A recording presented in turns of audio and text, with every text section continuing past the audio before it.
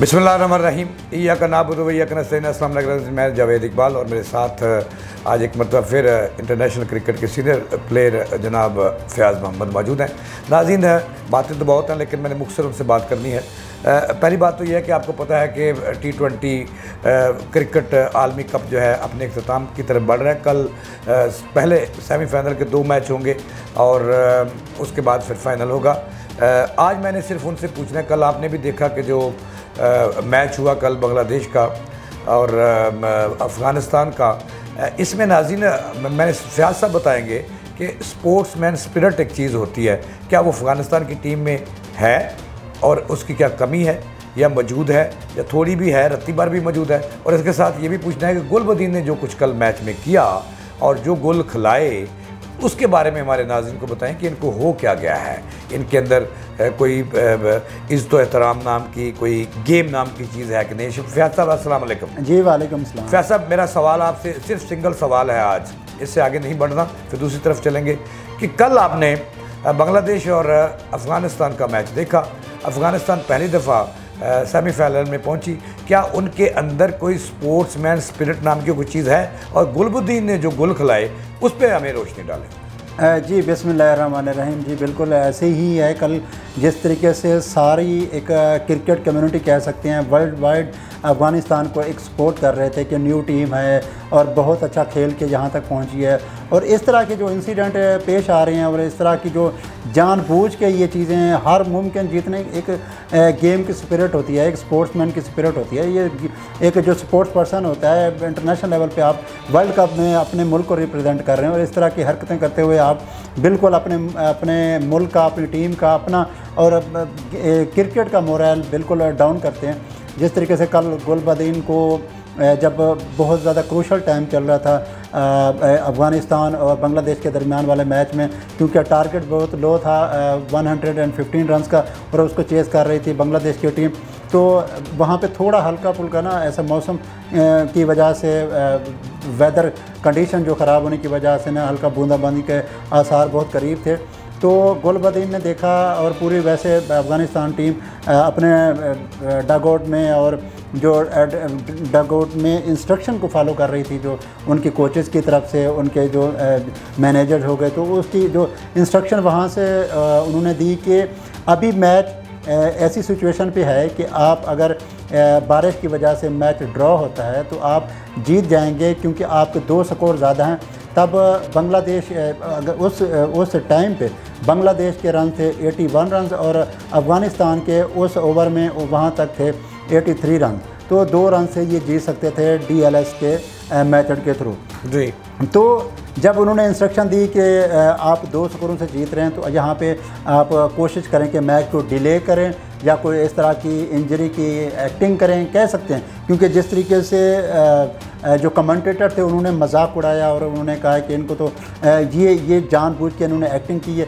जैसे वहाँ से इशारा आया, गुलबदीन पीछे स्लिप पे खड़े थे, जब मैच चल रहा था तो स्लिप पे अचानक खड़े खड़े उन्होंने अपनी टांग को पकड़े और एक्टिंग करनी शुरू कर दी कि मुझे यहाँ पे चोट आई है या जो भी इस तरह की स्ट्रेचिंग हुई है, तो वो खेलने के काबिल ही नहीं रहा। वहीं पे थोड़ा मैच रुका, फिर उसको बाहर लेके गए। तो इसके ऊपर बड़ा वावेला वर्ल्ड वाइड हो रहा है कि क्रिकेट के जो लवर्स हैं वो उन चीज़ों को अपने अपने अंदाज से बता रहे हैं, और काफ़ी सारे ऐसे भी हैं कि ये एक्टिंग में इनको ऑस्कर अवार्ड के ये लायक हैं, इस तरह की सिचुएशन में इस तरह की एक्टिंग करना विदाउट एनी इंजरी। तो ये जो कल हुआ है ये बहुत बुरा हुआ है। उसके बाद एक और भी वो राशिद खान का जो 2nd रन लेना चाह रहे थे तो बैट फेंक के चले गए, और बड़ा एक कह सकते हैं, कुछ कह रहे हैं कि इमोशनल मोमेंट से वो इमोशनल थे, लेकिन इमोशंस की भी एक लिमिट होती है। वो बैट अपने साथ वाले पार्टनर को भी लग सकता था, कहीं पे भी वो कोई किसी को इंजरी हो सकती है। यानी कि कहने का मतलब ये है कि अफ़गानी टीम में वो जो स्पोर्ट्समैन स्पिरिट होती है वो उसमें मौजूद नहीं है, फकदान है उसका, या उनकी तरबियत में कोई कमी है। तरबियत तो उनकी पाकिस्तान ने की है, पाकिस्तान क्रिकेट ने की है। जी काफ़ी सारी चीज़ें हैं इसमें, ठीक है, वो एक जज्बाती कौम है, कह सकते हैं, वो एक क्रिकेट में आई है, तो इंटरनेशनल सिनेरियो को भी आपने फॉलो करना है। तो जो फैंस होते हैं वो इंडियन हो गए, पाकिस्तानी हो गए, वो एक साथ बैठ के मैच भी देख रहे होते हैं। जब मैच ख़त्म होता है वो अपने घरों में अब अफ़गानिस्तान का जो प्रीवियस उनमें पाकिस्तान के भी साथ मैच चले थे, तो उन्होंने आपने देखा होगा जब फैन वो बैठे थी ऑडियंस और सारे तमाशाई वो अफ़गानी, तो उन्होंने चेहरे तोड़ तोड़ के मारी एक दूसरे को, तो वो ये बहुत एक नेगेटिव इम्पैक्ट जाता है क्रिकेट की तरफ से। और जो फैमिलीज़ के साथ आते हैं मैच देखने के लिए, तो वो क्या सोच के आएंगे, एक खौफ सी सूरत हाल होगी, फ़लाँ टीम के साथ हमारा मैच है, तो उनकी जो तमाशाई आए हुए हैं वो तो बेकाबू हो जाते हैं, और जब इन ग्राउंड देखते हैं तो उनके ये हालात हैं। इस तरीके से जब पाकिस्तान और अफ़गानिस्तान का मैच चल रहा था तब भी शादाब खान को इसी तरीके से फारूकी ने रन आउट किया था एक्शन करते हुए। तो ये गेम स्पिरिट के अगेंस्ट होती हैं चीज़ें, जिस वजह से ये जो एक गेम का मज़ा आपको फाइटिंग में आता है, लड़ने में आता है। आप जीत नहीं गए, आपने फ़ाइट करके मैच नहीं जीता, इस तरह की एक्टिंग करके अपने आप को बदनाम करने की या अपने मुल्क का मोरल लो करने की क्या ज़रूरत थी। इस तरह की एक्टिंग, और आपके ऊपर इतने कैमरेज लगे होते हैं। कोई SOPs नहीं है इंटरनेशनल क्रिकेट के? जी, ये अंडर डिस्कशन चल रही है, और ICC ने इसका नोटिस लेने का भी फ़ैसला किया है, और इसके ऊपर एक कमेटी भी तश्कील देने का फ़ैसला किया है कि ये पूरी इंक्वायरी करेगी कि ये इन्होंने किया क्यों है, ये ड्रामे क्यों करते हैं, ये ड्रामा क्यों किया है, और ये वाले ड्रामे के ऊपर सख्त नोटिस लेने का फ़ैसला किया गया, क्योंकि ये वर्ल्ड कप हो रहा है। और क्लियर कट वहाँ पे डगआउट से, इनके डगआउट से जो इनके मैनेजर या वो कोच थे, वो इनको इंस्ट्रक्शन दे रहे हैं कि यहाँ पे आप कुछ ना कुछ ऐसा करो कि मैच डिले हो और बारिश हो, आप DLS मेथड के थ्रू आप मैच ये जीत जाएंगे। तो ये सारी चीज़ों को एज कमेंटेटर ने भी और बहुत इनकी क्लास ली, और बड़ा एक नेगेटिव उन्होंने एक इम्पैक्ट की बात की। तो गुलबदीन और जो ड्रेसिंग रूम में, तो ये इन सारी चीज़ों का जो लुबे लुबाव यही है कि आप मैदान में अपनी जान लगा के खेलें, अपनी इस गेम की जो एक स्पिरिट होती है उसको आप वो डैमेज ना करें। और अगर आप में दम है, जो आप खेल रहे हैं, जिस तरीके से आपने कंसेक्यूटिवली बड़ी टीमों को हराया, तो आप गेम स्पिरिट का मुजाहरा करते और इस तरह की एक्टिंग ना करते, और ना कि अपने मुल्क का मोरल और नाम ख़राब करते हैं। फैज़ साहब, सवाल है मेरे पास कि कल जो है वर्ल्ड कप का दूसरा बड़ा मेला है। सेमी फाइनल में 4 टीमें पहुंच चुकी हैं। पहला मैच सुबह 5 साढ़े 5 बजे के करीब फिर अफ़गानिस्तान और जनूबी अफ्रीका के दरमियान होगा। और आपको पता है, आप बेहतर जानते हैं कि जनूबी अफ्रीका जो है वो 2 से 3 जब सेमीफाइनल में पहुंची तो आउट हो गई। एक सवाल तो ये है कि कल के मैच को, और कल दूसरे टाइम जो है वो दूसरा सेमीफाइनल होगा जो है वो इंग्लैंड और इंडिया के दरमियान होगा।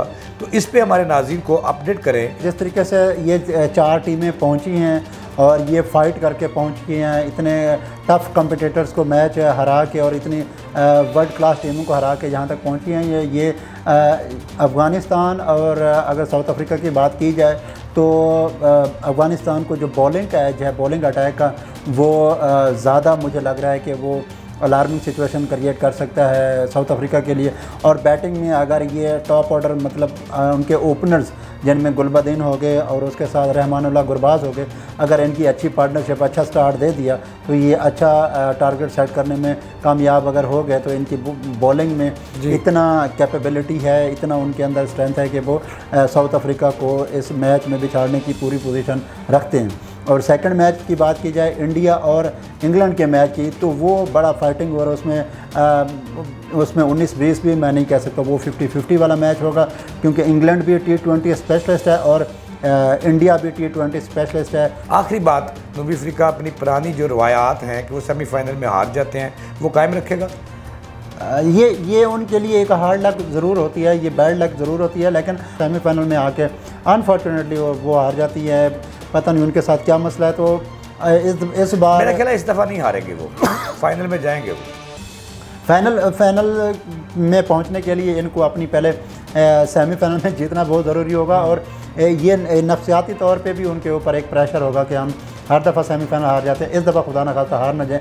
तो ये उनको ये एक एक्स्ट्रा प्रेशर होगा ज़रूर, लेकिन वो अच्छा खेलेंगे, मैदान में एक पॉजिटिवली उतरेंगे, तो वो नो डाउट जीतने की पोजीशन में होंगे। बहुत शुक्रिया फैज़ साहब।